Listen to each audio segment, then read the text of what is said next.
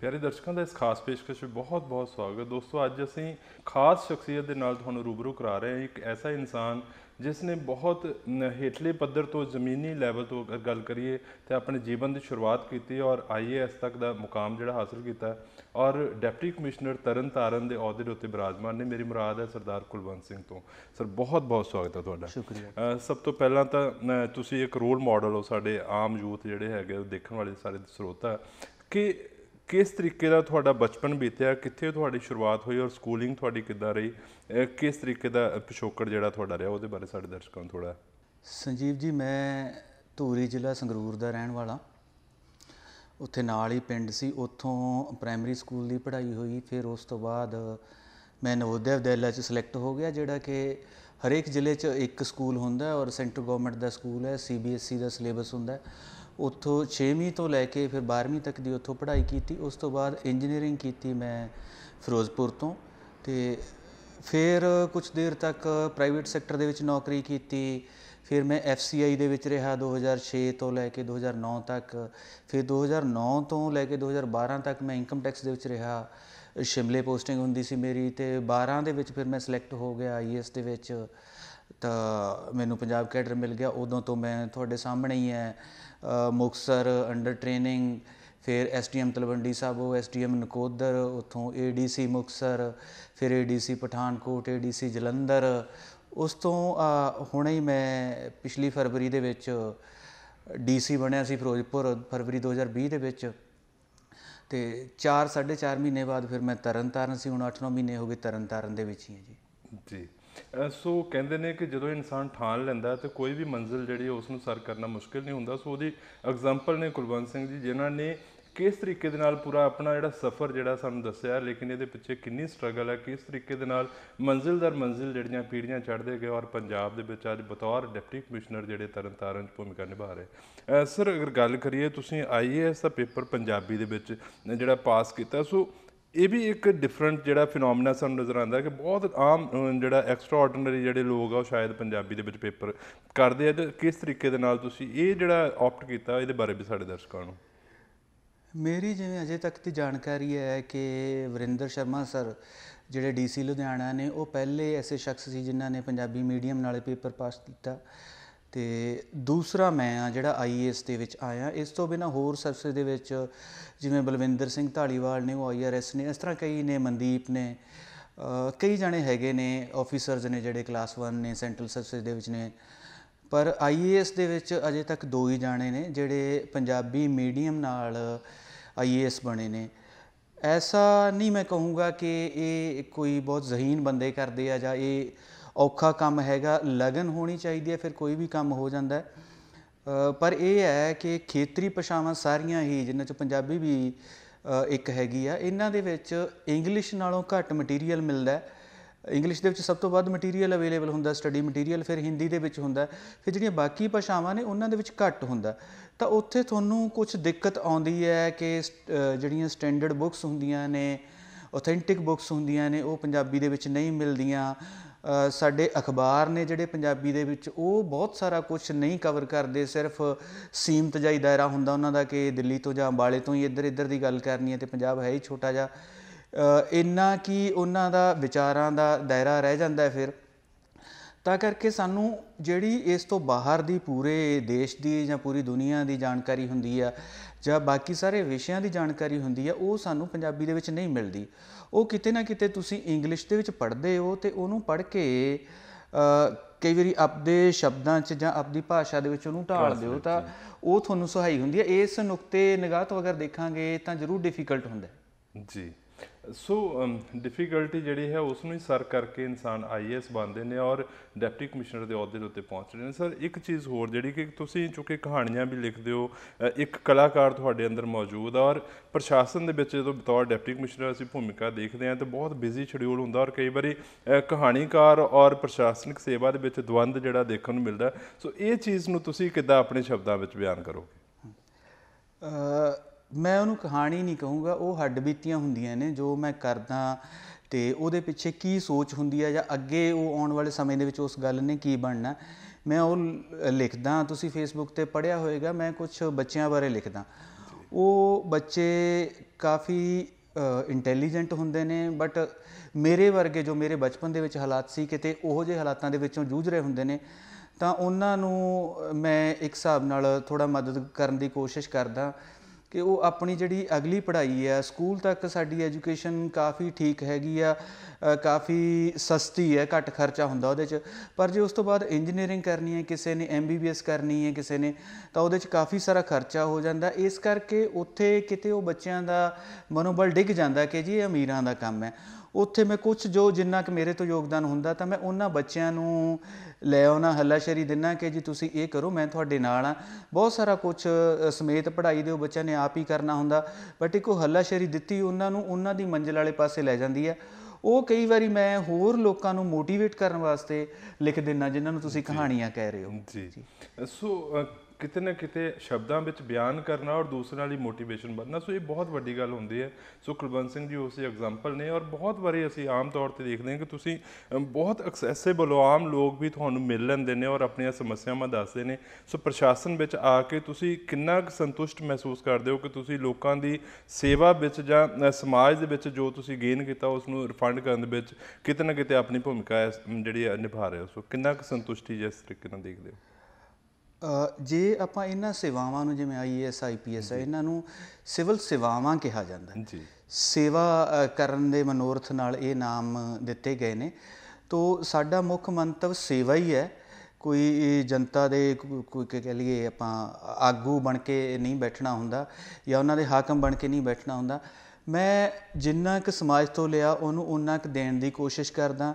ਜਿਸ ਤਰ੍ਹਾਂ ਦੇ ਮੇਰੇ ਅਨੁਭਵ ਨੇ ਕਿ ਮੈਂ ਇਸ ਤੋਂ ਪਹਿਲਾਂ ਜਦੋਂ ਨੌਕਰੀ ਦੇ ਵਿੱਚ ਨਹੀਂ ਸਾਂ ਜਾਂ ਇਸ ਸਰਵਿਸ ਦੇ ਵਿੱਚ ਨਹੀਂ ਸਾਂ, ਉਦੋਂ ਮੈਨੂੰ ਕਿਹੋ ਜਿਹੀਆਂ ਦਿੱਕਤਾਂ ਆਈਆਂ, ਮੈਂ ਉਦੋਂ ਪ੍ਰਸ਼ਾਸਨ ਨੂੰ ਕਿਸ ਨਜ਼ਰੀਏ ਨਾਲ ਦੇਖਦਾ ਸੀਗਾ, ਤਾਂ ਜੋ ਮੇਰੇ ਮਨ 'ਚ ਸੀਗਾ ਕਿ ਇਹ ਨੈਗੇਟਿਵ ਹੁੰਦਾ ਉਹ ਮੈਂ ਹੁਣ ਉਹਦੇ ਤੋਂ ਬਚਣ ਦੀ ਕੋਸ਼ਿਸ਼ ਕਰਦਾ।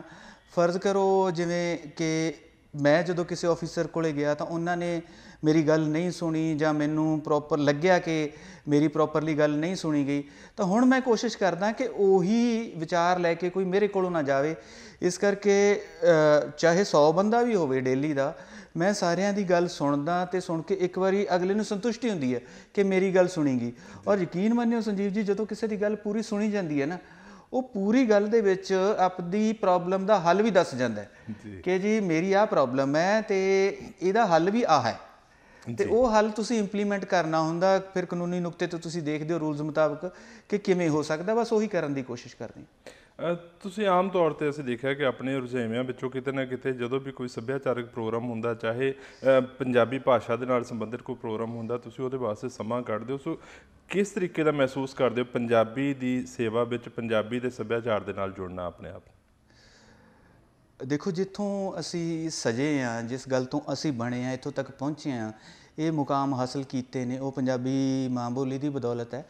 ਤੋ ਉਹਦੇ ਨਾਲ ਸੰਬੰਧਿਤ ਕੁਛ ਵੀ ਹੁੰਦਾ ਤਾਂ ਮੈਨੂੰ ਇਹ ਲੱਗਦਾ ਕਿ ਮੇਰੇ 'ਤੇ ਚੜ੍ਹਿਆ ਕਰਜ਼ਾ ਮੈਂ ਕਿਤੇ ਨਾ ਕਿਤੇ ਮੋੜਨ ਦੀ ਕੋਸ਼ਿਸ਼ ਕਰਦਾ। ਜਿਵੇਂ ਅੱਜ ਵੀ ਆਪਾਂ, ਮੈਂ ਜੇ ਕਹਾਂ ਗਲਤ ਨਹੀਂ ਹੋਊਗਾ ਕਿ ਅੱਜ ਅਸੀਂ ਇਤਿਹਾਸ ਦੇ ਵਿਹੜੇ 'ਚ ਬੈਠੇ ਹਾਂ, ਤਾਂ ਮੈਨੂੰ ਲੱਗਿਆ ਕਿ ਇੱਥੇ ਕੁਛ ਐਸੇ ਬੱਚੇ ਹੋਣਗੇ, ਕੁਛ ਐਸੇ ਲੋਕ ਹੋਣਗੇ ਜਿਹੜੇ ਮੇਰੀ ਗੱਲ ਸੁਣ ਕੇ ਜਾਂ ਮੈਨੂੰ ਮਿਲ ਕੇ ਕਿਤੇ ਜ਼ਿੰਦਗੀ ਦੇ ਵਿੱਚ ਅੱਗੇ ਵਧਣ ਲਈ ਉਤਸ਼ਾਹਿਤ ਹੋਣਗੇ।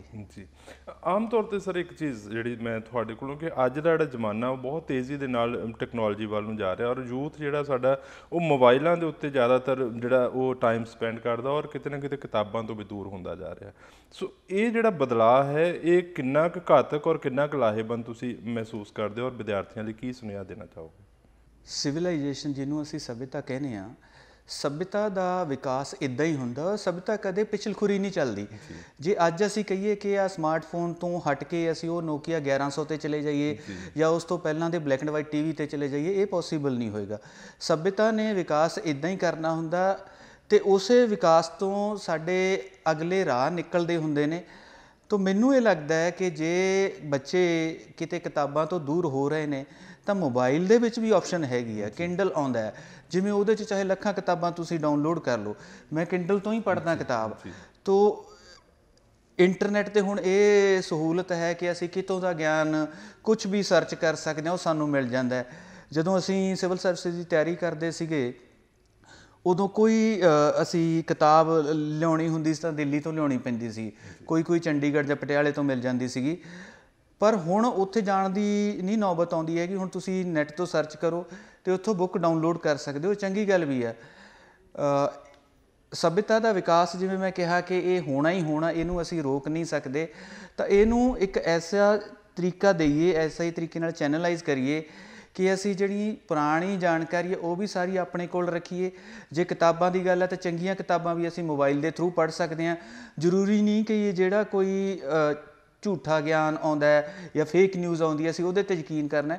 ਅਸੀਂ ਓਥੈਂਟਿਕ ਸੋਰਸਿਸ ਤੋਂ ਇਹ ਇਨਫੋਰਮੇਸ਼ਨ, ਸਾਰੀ ਜਾਣਕਾਰੀ ਲੈਣ ਦੀ ਕੋਸ਼ਿਸ਼ ਕਰੀਏ, ਫਿਰ ਅਸੀਂ ਇਹ ਨਵੀਂ ਟੈਕਨੋਲੋਜੀ ਦਾ ਸਾਰਥਕ ਵਰਤੋਂ ਕਰ ਰਹੇ ਹੋਵਾਂਗੇ। ਜੀ ਸਰ, ਬਹੁਤ ਸਾਰੇ ਫਿਊਚਰ ਐਸਪੀਰੈਂਟਸ ਜਿਹੜੇ ਹੈਗੇ IAS ਬਣਨਾ ਚਾਹੁੰਦੇ ਉਹ ਤੁਹਾਨੂੰ ਇਸ ਪ੍ਰੋਗਰਾਮ ਦੇ ਰਾਹੀਂ ਦੇਖਣਗੇ। ਤੁਸੀਂ ਉਹਨਾਂ ਨੂੰ ਕੀ ਸੁਨੇਹਾ ਦੇਣਾ ਚਾਹੋਗੇ? ਕਈ ਵਾਰੀ ਅਸੀਂ ਦੇਖਦੇ ਹਾਂ ਕਿ ਬਹੁਤ ਵਾਰੀ ਅਸੀਂ ਐਕਸਕਿਊਜ਼ ਬਣਾ ਲੈਂਦੇ ਹਾਂ ਕਿ ਸਾਡੀ ਸ਼ਾਇਦ ਬੈਕਡਰੋਪ ਪਿਛਲੀ ਹੈ, ਜਾਂ ਅਸੀਂ ਪਿੰਡ ਦੇ ਖੇਤਰ ਨੂੰ ਬਿਲੋਂਗ ਕਰਦੇ ਹਾਂ, ਜਾਂ ਅਸੀਂ ਸ਼ਾਇਦ ਉਹਨਾਂ ਨਾਲ ਕੰਪੀਟ ਨਹੀਂ ਕਰ ਪਾਉਂਦੇ। ਤੁਸੀਂ ਉਹਨਾਂ ਲਈ ਇੱਕ ਰੋਲ ਮਾਡਲ ਦੇ ਤੌਰ ਦੇ ਉੱਤੇ ਐਗਜ਼ਾਮਪਲ ਸੈੱਟ ਕੀਤੀ, ਸੋ ਕੀ ਮੈਸੇਜ ਜਿਹੜਾ ਤੁਸੀਂ ਦੇਣਾ ਚਾਹੋਗੇ? ਦੇਖੋ, ਜੋ ਵੀ ਸਿਵਲ ਸਰਵਿਸਿਜ਼ ਤੋਂ ਬਿਨਾਂ ਵੀ ਬਾਕੀ ਸਾਰੇ ਖੇਤਰਾਂ ਲਈ ਵੀ ਇਹ ਗੱਲ ਹੈ ਕਿ ਜਦੋਂ ਅਸੀਂ ਇੱਕ ਗੱਲ ਠਾਣ ਲਈ ਫਿਰ ਅਸੀਂ ਉਸੇ ਪਾਸੇ ਨੂੰ ਚੱਲਦੇ ਜਾਈਏ। ਮਨੁੱਖ ਦੇ ਦਿਮਾਗ ਦਾ ਵਿਕਾਸ ਵੀ ਇੱਦਾਂ ਹੀ ਹੁੰਦਾ ਕਿ ਜੋ ਅਸੀਂ ਕਰਨ ਲੱਗ ਜਾਂਦੇ ਹਾਂ ਨਾ, ਫਿਰ ਸਾਨੂੰ ਉੱਧਰਲੇ ਪਾਸੇ ਨੂੰ ਰਾਹ ਮਿਲਣ ਲੱਗ ਜਾਂਦਾ। ਮੰਨ ਲਓ ਕੋਈ ਕਵਿਤਾ ਲਿਖਣ ਲੱਗ ਜਾਂਦਾ, ਕੋਈ ਗੀਤ ਲਿਖਣ ਲੱਗ ਜਾਂਦਾ, ਕੋਈ ਹੋਰ ਤਰੀਕੇ ਦੀ ਪੜ੍ਹਾਈ ਕਰਨ ਲੱਗ ਜਾਂਦਾ, ਕੋਈ ਇੰਜੀਨੀਅਰਿੰਗ ਵਾਲੇ ਪਾਸੇ ਨੂੰ। ਆਪਾਂ ਨੂੰ ਬੱਚਿਆਂ ਦਾ ਪਤਾ ਲੱਗ ਜਾਂਦਾ ਕਿ ਇੱਧਰ ਨੂੰ ਜਾ ਰਿਹਾ। ਅਸਲ 'ਚ ਉਹ ਉੱਧਰ ਨੂੰ ਇੰਟਰਸਟ ਲੈਂਦਾ ਹੈ ਅਤੇ ਉੱਧਰ ਨੂੰ ਉਹਦੇ ਦਿਮਾਗ ਦਾ ਵਿਕਾਸ ਹੋਣਾ ਸ਼ੁਰੂ ਹੋ ਜਾਂਦਾ। ਫਿਰ ਉਹਨੂੰ ਕੁਦਰਤ ਉੱਧਰ ਨੂੰ ਰਾਹ ਦੇਈ ਜਾਂਦੀ ਹੈ। ਜੇ ਤੁਸੀਂ ਸਿਵਲ ਸਰਵਿਸਿਜ਼ ਦੇ ਵਿੱਚ ਆਉਣਾ ਚਾਹੁੰਦੇ ਹੋ ਤਾਂ ਇੱਕ ਵਾਰੀ ਸੋਚੋ ਜ਼ਰੂਰ ਬੈਠ ਕੇ ਕਿ ਮੈਂ ਇਸ 'ਚ ਆਉਣਾ ਕਿਉਂ ਆ, ਕਿਉਂਕਿ ਇਹ ਸੇਵਾ ਹੈ। ਜੇ ਤੁਹਾਡੇ 'ਚ ਸੇਵਾ ਕਰਨ ਦਾ ਮਾਦਾ ਹੈ ਫਿਰ ਪੱਕੀ ਠਾਣ ਲਓ ਕਿ ਮੈਂ ਇਸ ਸੇਵਾ ਦੇ ਵਿੱਚ ਆਉਣਾ, ਇਸ ਨੌਕਰੀ ਦੇ ਵਿੱਚ ਆਉਣਾ ਅਤੇ ਸਮਾਜ ਦੇ ਵਿੱਚ ਮੈਂ ਬਦਲਾਅ ਚਾਹੁੰਦਾ। ਮੇਰਾ ਵਰਲਡ ਵਿਊ ਇਹ ਹੈ। ਜੇ ਤੁਸੀਂ ਇੰਨੀ ਤਨਦੇਹੀ ਨਾਲ, ਇੰਨੀ ਲਗਨ ਨਾਲ ਲੱਗੇ ਰਹੋਗੇ, ਮੇਰੇ ਖਿਆਲ 'ਚ ਜ਼ਰੂਰ ਕਾਮਯਾਬ ਹੋਵੋਗੇ। ਔਰ ਐਸਾ ਕੁਛ ਨਹੀਂ ਹੁੰਦਾ ਕਿ ਕਿਸੇ ਦੀ ਬੈਕਗਰਾਊਂਡ ਹੁੰਦੀ ਹੈ। ਮੈਂ ਖੁਦ ਸਰਕਾਰੀ ਸਕੂਲਾਂ 'ਚੋਂ ਪੜ੍ਹਿਆ, ਪਿੰਡ ਦਾ ਰਹਿਣ ਵਾਲਾ, ਸਕੂਲ ਲੈਵਲ ਤੱਕ, ਅਤੇ ਆਪਣੇ ਘਰ ਦੇ ਵਿੱਚ, ਖਾਨਦਾਨ ਦੇ ਵਿੱਚ ਉਹ ਪਹਿਲਾ ਹੀ ਬੱਚਾ ਸੀ ਜਿਹੜਾ ਸਕੂਲ ਗਿਆ ਸੀ। ਜੇ ਮੈਂ ਬਣ ਸਕਦਾ, ਔਰ ਮੈਂ ਇਹ ਕਹੂੰਗਾ ਕਿ ਮੈਂ ਬਹੁਤ ਜ਼ਿਆਦਾ ਇੰਟੈਲੀਜੈਂਟ ਨਹੀਂ ਸੀ, ਦੂਜੇ ਤੀਜੇ ਚੌਥੇ ਨੰਬਰ 'ਤੇ ਮੈਂ ਹਰ ਕਲਾਸ ਦੇ ਵਿੱਚ ਆਉਣ ਵਾਲਾ ਸੀਗਾ, ਤੋ ਜੇ ਮੈਂ ਬਣ ਸਕਦਾ ਤਾਂ ਫਿਰ ਕੋਈ ਵੀ ਆ ਸਕਦਾ। ਤੁਸੀਂ ਸਾਰੇ ਅੱਜ ਕੱਲ੍ਹ ਐਸੇ ਸੌਮੇ ਨੇ, ਸਾਰਿਆਂ ਦੀਆਂ ਫੈਮਿਲੀ 'ਚ ਪੜ੍ਹੀਆਂ ਨੇ, ਤੁਹਾਡੇ ਮਾਂ-ਬਾਪ ਚੰਗੇ ਪੜ੍ਹੇ ਹੋਏ ਨੇ, ਅਤੇ ਤੁਸੀਂ ਜ਼ਰੂਰ ਬਣ ਸਕਦੇ ਹੋ।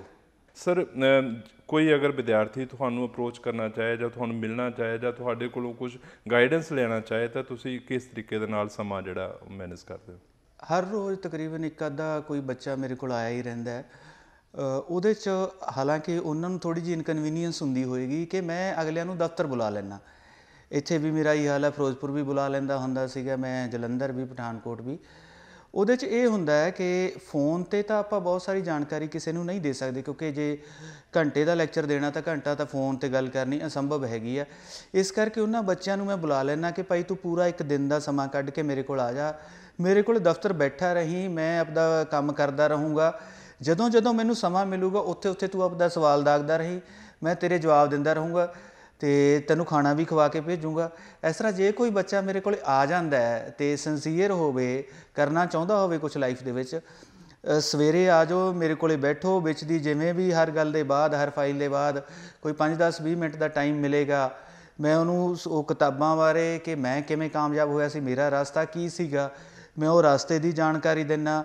ਸੋ ਇਹ ਸਨ ਕੁਲਵੰਤ ਸਿੰਘ ਜੀ, ਜੋ ਕਿ ਡਿਪਟੀ ਕਮਿਸ਼ਨਰ ਨੇ ਤਰਨਤਾਰਨ ਵਿੱਚ, ਔਰ ਕਿਸ ਤਰੀਕੇ ਦੇ ਨਾਲ ਆਪਣੇ ਜੀਵਨ ਦੇ ਐਕਸਪੀਰੀਅੰਸਿਸ ਇਹਨਾਂ ਨੇ ਸਾਡੇ ਨਾਲ ਸ਼ੇਅਰ ਕੀਤੇ, ਔਰ ਇੱਕ ਰੋਲ ਮਾਡਲ ਦੇ ਤੌਰ ਦੇ ਉੱਤੇ ਲੋਕਾਂ ਦੇ ਸਾਹਮਣੇ। ਸੋ ਅੱਜ ਅਸੀਂ ਦੇਖਦੇ ਹਾਂ ਕਿ ਇਹਨਾਂ ਨੇ ਪ੍ਰਸ਼ਾਸਨਿਕ ਸੇਵਾ ਵਿੱਚ ਬਹੁਤ ਅਹਿਮ ਭੂਮਿਕਾ, ਔਰ ਸਰਕਾਰ ਜਿਹੜੀ ਹੈ ਹਮੇਸ਼ਾ ਇਹਨਾਂ ਨੂੰ ਇਸ ਤਰੀਕੇ ਦੀਆਂ ਪੋਸਟਿੰਗਸ ਵੀ ਦਿੰਦੀ ਹੈ ਤਾਂ ਕਿ ਇਹ ਲੋਕਾਂ ਦੀ ਹੋਰ ਜ਼ਿਆਦਾ ਸੇਵਾ ਕਰ ਸਕਣ। ਸੋ ਸਾਡੇ ਨਾਲ ਗੱਲਬਾਤ ਕਰਨ ਲਈ ਬਹੁਤ ਬਹੁਤ ਸ਼ੁਕਰੀਆ। ਆਸ ਕਰਦੇ ਸਾਡੇ ਦਰਸ਼ਕ ਤੁਹਾਡੇ ਤੋਂ ਬਹੁਤ ਜ਼ਿਆਦਾ ਮੋਟੀਵੇਟ ਹੋਣਗੇ। ਬਹੁਤ ਬਹੁਤ ਸ਼ੁਕਰੀਆ। ਸ਼ੁਕਰੀਆ।